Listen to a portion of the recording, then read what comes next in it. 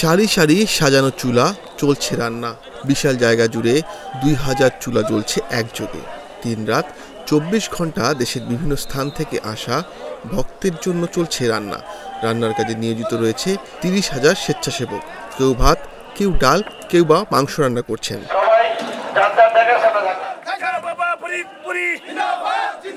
শুক্রবার দুপুর থেকে রান্নার আয়োজন শুরু হয়েছে।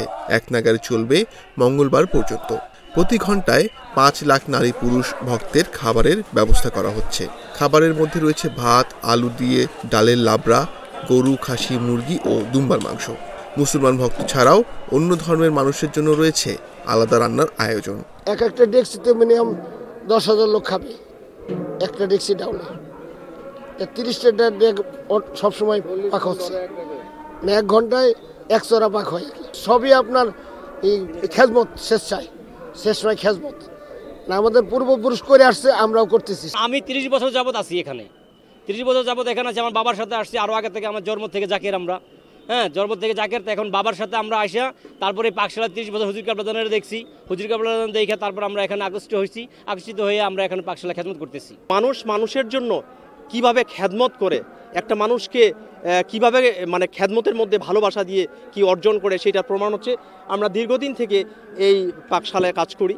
যেটা হচ্ছে এত গরমের মধ্যে যে আমরা এই রৌদ্রের মধ্যে কাজ করতেছি, কিন্তু সেটা আমাদের কাছে তৃপ্তি মনে হচ্ছে, যে আসলে কোনো কষ্ট মনে হচ্ছে না।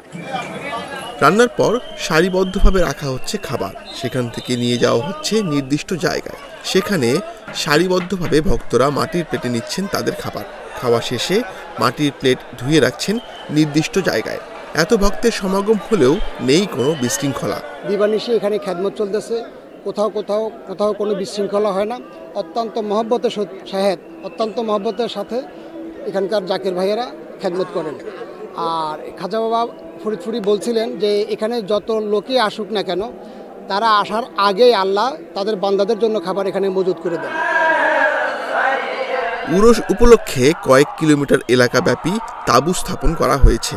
দেশ বিদেশের বিভিন্ন প্রান্ত থেকে সড়ক, রেল ও নৌপথে বিভিন্ন যানবাহনে চেপে আশেকান ও জাকেরানরা সমবেত হয়েছে। উরসে আসা সকলের জন্য তবারকের পাশাপাশি রাত্রি যাপনের ব্যবস্থাও রয়েছে।